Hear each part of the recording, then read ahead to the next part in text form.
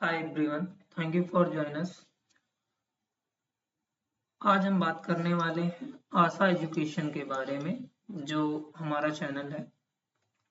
इस चैनल पे आपको बोर्ड एग्जाम जैसे यूपी बोर्ड, सीबीएसई बोर्ड, दो एग्जामों का प्रिपरेशन करवाया जाएगा जो 6 से लेके 12 तक की क्लास के लिए रहेगा।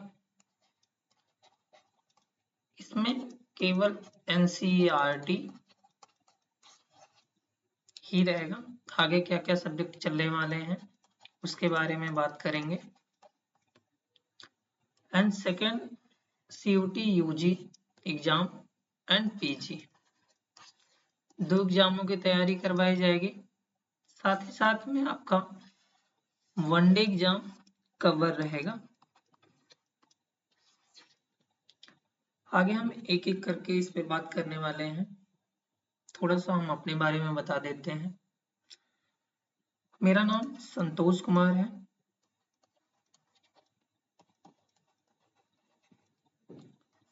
मैंने एजुकेशन में BA एंड BSc एक साथ कंप्लीट किया है।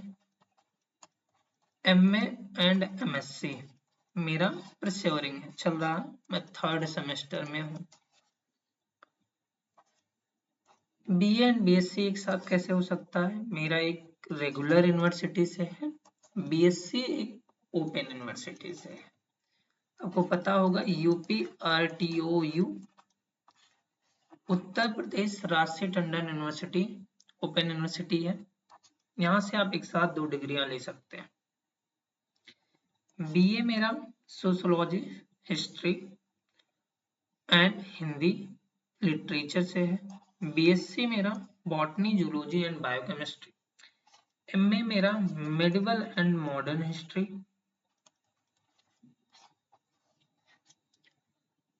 और MSc मेरा बायोकेमिस्ट्री से चल रहा है। ठीक, ये मेरे बारे में हो गया। आगे हम अपने एग्जाम के बारे में बात करते हैं। देखिए, अभी सबसे पहले बोर्ड एग्जाम। यहाँ पर 2 बोर्ड एग्जाम को टारगेट किया जाएगा। और भी बोर्ड एग्जाम वाले पढ़ सकते हैं अगर उनका सिलेबस सिमिलर है।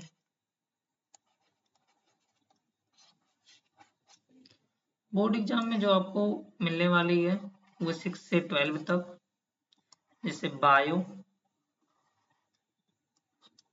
Chemistry, history, polity, economics, geography, science, social science. देखिए 6 से 10th तक जो साइंस होती है वो कंप्लीट रहेगी।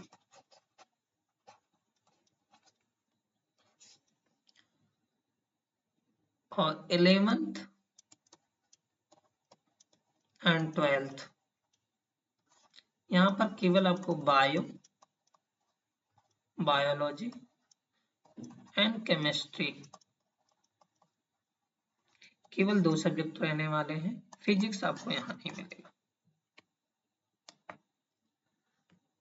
चलिए बात करते हैं हमारे मेन एग्जाम के बारे में, CUT UG। जो बच्चे 12th पास कर चुके हैं या 12th में हैं, उनको अब कॉलेज में एडमिशन लेना है। कॉलेज में एडमिशन लेने के लिए एक तो कॉलेज जो कनेक्ट होती है वो यूनिवर्सिटी से कनेक्ट होती है। यूनिवर्सिटी 3 प्रकार की होती है: central university, state and private. Central university में एडमिशन लेने के लिए जो तरीका होता है वो होता हम लोगों के पास CUT। अलग अलग यूनिवर्सिटी का एक साथ पेपर आप दे सकते हैं, जैसे DU, BHU, JNU, ETC। करीबन 50 to 55 यूनिवर्सिटियों का एक साथ कॉमन एंट्रेंस लिया जाता है जिसका नाम है CUT। इसका फुल फॉर्म होता है common university exam test undergraduate. UG के लिए जो बच्चे BA एंड BSc या BCom ETC other courses graduation में करना चाहते हैं उनको ये एग्जाम देना पड़ता है। स्टेट और प्राइवेट यूनिवर्सिटी में आप डायरेक्ट एडमिशन ले सकते हो। इसका जो पेपर होता है वो 3 स्लॉट में होता है, 3 भागों में बटा होता है। पहला पार्ट वन या सेक्शन 1 की बात करें तो इसमें लैंग्वेज पेपर होते हैं। लैंग्वेज पेपर में सेक्शन ए में 2 भाग होते हैं, section first A, section second ए। जो सेक्शन फर्स्ट ए होता है उसमें 13 लैंग्वेज होती हैं, सेकेंड ए में 19 लैंग्वेज होती हैं। 13 लैंग्वेज जो इंडियन लैंग्वेज होती हैं और जो ये 19 होती है फॉरेन लैंग्वेज होती है, विदेशी भाषाएं होती हैं। मिनिमम आप 1, मैक्सिमम आप 2 चूज कर सकते हो। तो ज्यादातर मैक्सिमम 2 आपको चूज करना चाहिए, एक हिंदी एक इंग्लिश। कहीं कहीं बिना इंग्लिश के भी काम चल जाता है, कई यूनिवर्सिटियां मांग करती हैं कि नहीं इंग्लिश कंपलसरी है, इंग्लिश चाहिए, तो उस कंडीशन में आप दोनों के लिए एलिजिबल रहेंगे। सेकंड जो पेपर होता है वो होता है जनरल पेपर, जनरल नॉलेज, जिसमें सभी बच्चों के लिए अनिवार्य होता है। ये चाहे जो बच्चा हो, सभी बच्चे अनिवार्य रूप से इस पेपर को देंगे। थर्ड होता है डोमेन सब्जेक्ट की बात आती है। डोमेन सब्जेक्ट में आप मैक्सिमम 3 सब्जेक्ट आप चूज कर सकते हैं, हमको 3 चूज भी करना चाहिए। तो यहाँ पर जो आपको मिलने वाला है वो history, polity, biology, chemistry, economics, geography, ये सब्जेक्ट आपको मिलने वाले हैं। इसमें से कोई भी आप 3 चूज करके एग्जाम को दे सकते हैं। तो यहाँ तक क्लियर है। अगर आपको सेंट्रल यूनिवर्सिटी में एडमिशन लेना है तो आपको क्या करना पड़ेगा, सीधे अगर आपको DU, BHU, JNU, AU Allahabad university या BBAU बाबू बनारसी दास, BBA इसमें एडमिशन लेना है तो आपको इन 3 चीजें चाहिए। तो आपको CUT UG का एग्जाम देना पड़ेगा। अब बात कर लेते हैं CUT PG के बारे में। CUT PG जो पोस्ट ग्रेजुएट के लिए देते हैं, जिनको जाना है PG के लिए, पोस्ट ग्रेजुएशन में पोस्ट ग्रेजुएट करना है, उनको CUT PG देना है सेंट्रल यूनिवर्सिटी से। इसके भी पेपर 2 होते हैं, part A and part B. Part A जो होता है ये जनरल पेपर होता है, पार्ट बी डोमेन सब्जेक्ट होता है। यहां से आपको केवल 25 क्वेश्चन पूछे जाते हैं ऑब्जेक्टिव, और यहां से आपको 75 क्वेश्चन। प्रत्येक क्वेश्चन 4 मार्क्स का होता है, टोटल 400 मार्क्स का आपका पेपर होता है। ये जनरल पेपर होता है, यहाँ से आप सामान्य चीजें पूछी जाती हैं और ये आपके सब्जेक्ट से, जैसे जिस सब्जेक्ट में आप PG करना चाहते हैं उस सब्जेक्ट में होता है। तो अगर किसी को पोस्ट ग्रेजुएशन में जाना है तो वो आपको 2 पेपर देना पड़ेगा, पेपर एक ही होता है, पार्ट 2 होते हैं, part A part B. Part A general paper का होता है, पार्ट बी डोमेन सब्जेक्ट का होता है।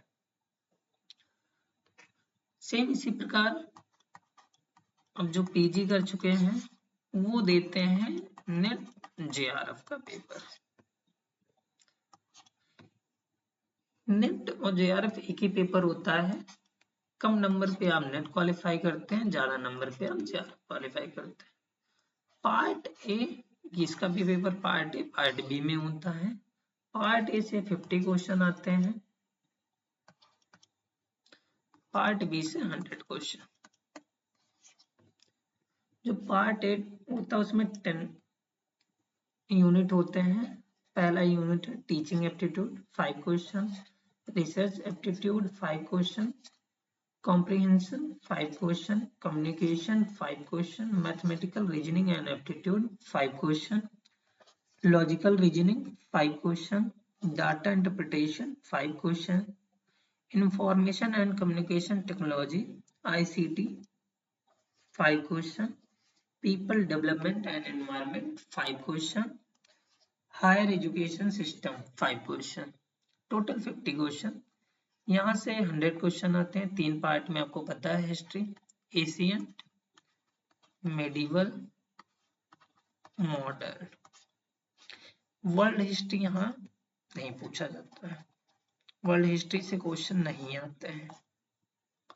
सेम इसी प्रकार सीयूटी पीजी में भी वर्ल्ड हिस्ट्री से क्वेश्चन नहीं आते। यहाँ भी 3 ही से क्वेश्चन पूछे जाते हैं, यहाँ भी सेम।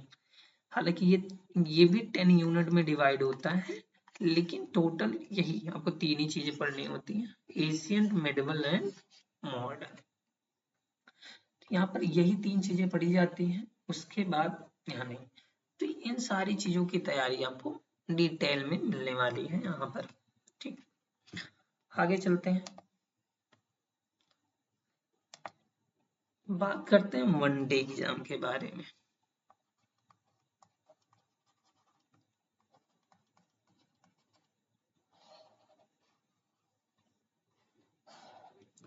वनडे एग्जाम में क्या होता है कि मेनली 4 चीजें पूछी जाती है, GS, Hindi, reasoning and math.